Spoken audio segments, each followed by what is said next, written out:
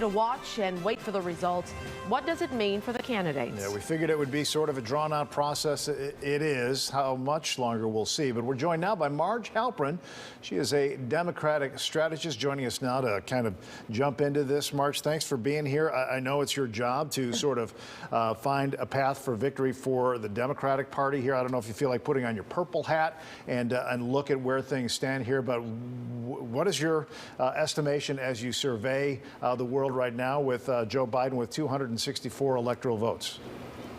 I think Biden's in good shape. He has more than one path, which is always a good place to be. That is, if he has with Pennsylvania, he's very solid. If he loses Pennsylvania, he still has an opportunity because of Arizona, which is moving into his corner pretty rapidly. North Carolina is still open, and so there's a couple of different paths that he can take. Trump seems to have only one path, and that's the courts.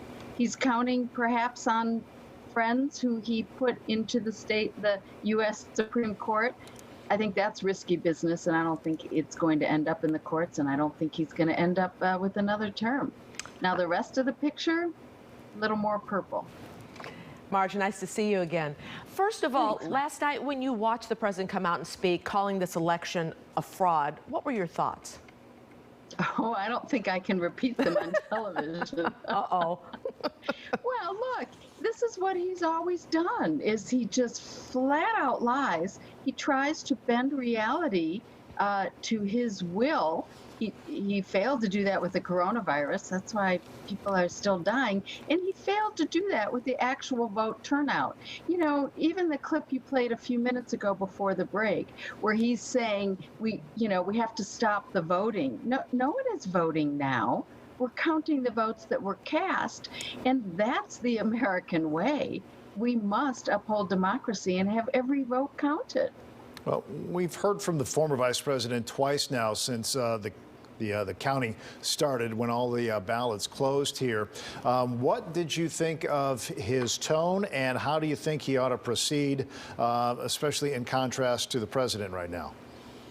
Well, Biden is nothing but a contrast to the president. He's speaking to the whole country. He's talking about unifying the country. He's calm and certain in his direction, and pledging to uphold the democratic process. So I think he's striking the right note. He's also making it clear that he believes the votes will line up for him and that he'll have the number he needs in the Electoral College. But he's not going to claim victory until it's counted, because he respects the vote. And I think that notable contrast is good leadership for the country right now. Marge, regardless of who wins this election eventually, how does the country move forward? Well, I wish I had a solid answer for you, but I do like that Biden is speaking to the entire country. Trump has never pretended to be a president for me and others who believe in the values that I hold. He's always spoken to a narrow base. He's not gotten substantially bigger. That's why he's in trouble today.